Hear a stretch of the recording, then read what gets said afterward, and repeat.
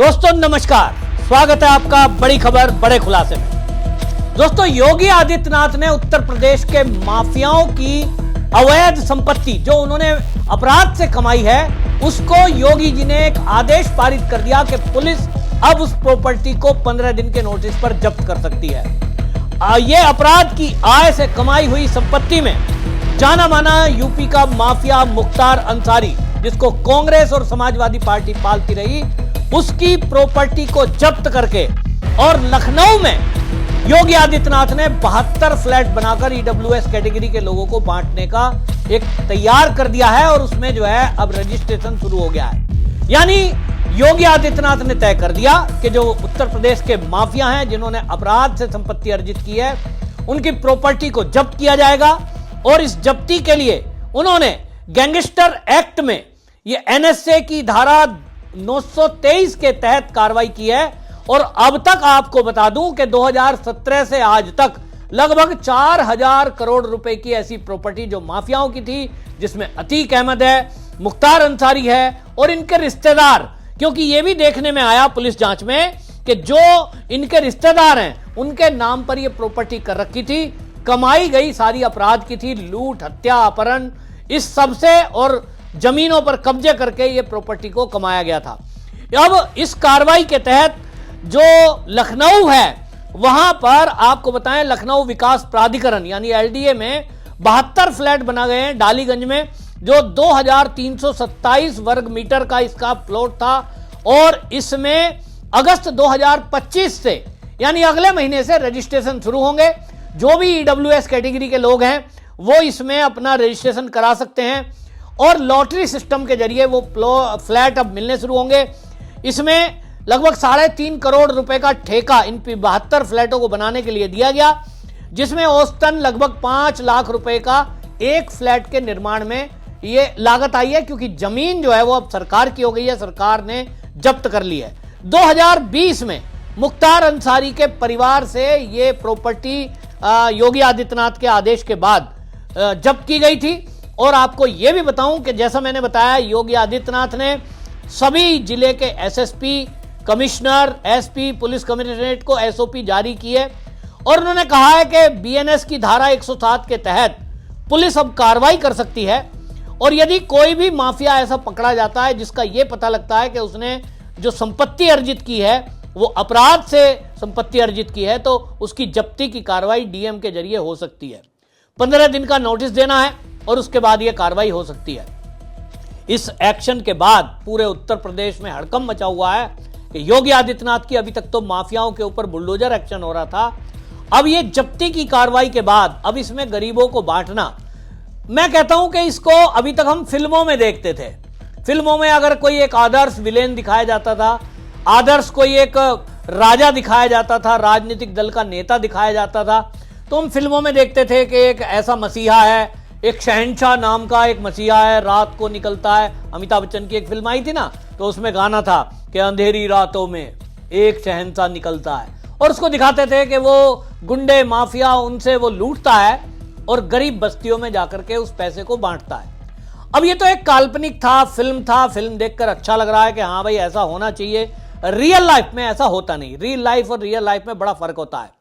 लेकिन योगी आदित्यनाथ ने उस रियल लाइफ में जो बादशाह शहंशाह था, वो शहंशाह का जीवन योगी जी तो नहीं जीते हैं। योगी जी गेरुआ वस्त्र पहनते हैं, एक धोती पहनते हैं और वो हमेशा कहते हैं मैं तो नीचे आसन लगा के सोता हूं, तो एक सोटा एक लंगोटा संतों की निशानी है। लेकिन योगी आदित्यनाथ वास्तव में लोगों के दिलों में राज करते हैं, लोगों के शहंशाह हैं, वो सनातनियों के शहंशाह हैं। वो इस देश में इसीलिए प्रसिद्ध हैं कि ऐसी कार्रवाई जैसी योगी आदित्यनाथ ने आज तक की है वो किसी ने नहीं की। बुलडोजर एक्शन को लेकर लोग सुप्रीम कोर्ट में पहुंच गए। सुप्रीम कोर्ट में कह दिया साहब मनमर्जी चल रही है, बुलडोजर चल रहा है, इस बुलडोजर को रोका जाए। तो भाई ठीक है, बुलडोजर रुका, लेकिन योगी जी ने फिर कानून के जानकारों को साथ में बिठाया और उनसे कहा भाई देखो ये बुलडोजर कैसे चल सकता है अब, क्योंकि हमें तो चलाना है। अगर आपने बड़े महल खड़े कर रखे हैं, उन महलों पर आप आय प्राप्त कर रहे हैं। अभी आपने देखा ना, वो एक जो है ऐसा बंदा पकड़ में आया जो है धर्मांतरण कर रहा था, उसकी भी प्रॉपर्टी को जमीन में यानी मिट्टी में मिला दिया गया। और ये जलालुद्दीन जो छांगुर बाबा है, इसकी प्रॉपर्टी को भी इसी तरह मिट्टी में मिलाया गया। तो योगी जी हैं, वो कहते हैं भाई बुलडोजर चलाता हूं तो अनावश्यक नहीं चलता।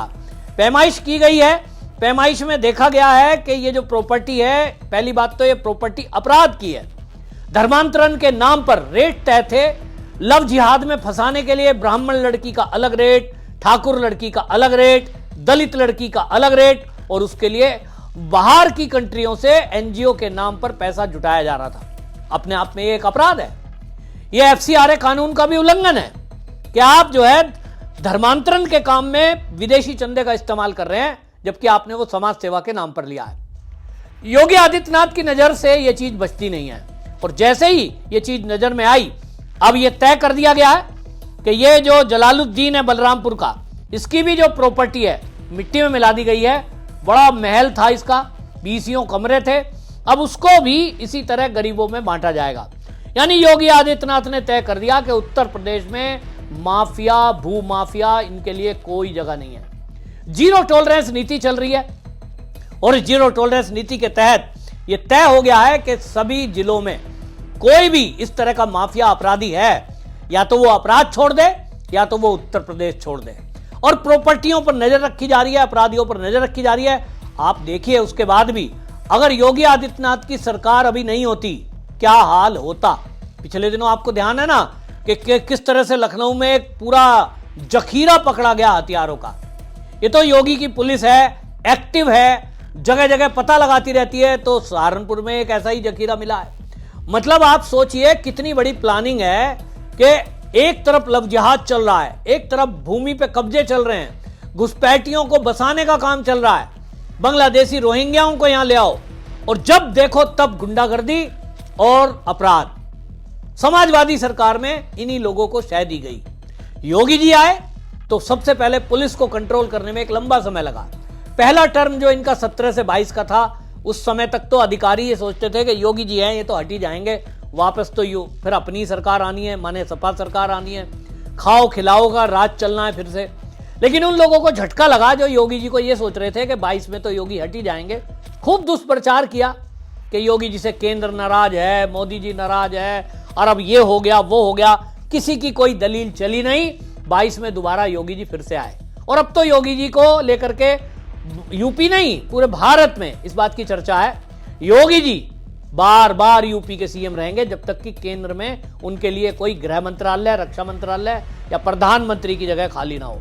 तो योगी जी का जो बुलडोजर एक्शन है, इसके साथ ही जो जमीनों पर कब्जा करने के लिए ये बीएनएस की धारा, इसका इस्तेमाल किया जा रहा है 107 का, उसके आदेश दे दिए गए हैं। इसको लेकर के पूरे उत्तर प्रदेश में माफियाओं में दहशत है, और योगी आदित्यनाथ की बुलडोजर कार्रवाई लगातार चल रही है। कुल मिलाकर के माफिया अब जो है उत्तर प्रदेश में ये सोचने को मजबूर हैं कि कोई भी ऐसी संपत्ति अगर उन्होंने कमाई तो बुलडोजर भी चलेगा, जेल भी जाओगे, और ऑपरेशन लंगड़े के तहत लंगड़ा भी कर दिया जाएगा। तो बहुत अच्छी कार्रवाई है। आपकी नजर में योगी आदित्यनाथ का जो ये एक्शन है, इस पर आपकी क्या राय है, जरूर आप इसको कमेंट में लिखें। और योगी जी का जो ये काम है, इसके लिए मैं ये कहूंगा कि जो भारतीय जनता पार्टी के बाकी मुख्यमंत्री हैं, वो भी योगी जी से इसी तरह प्रेरणा लें और योगी के ही पद चिन्हों पर चलें, ताकि सनातनियों के सीने में ठंडक हो। आपकी क्या राय है, कमेंट में जरूर लिखें, वीडियो शेयर करें। वंदे मातरम।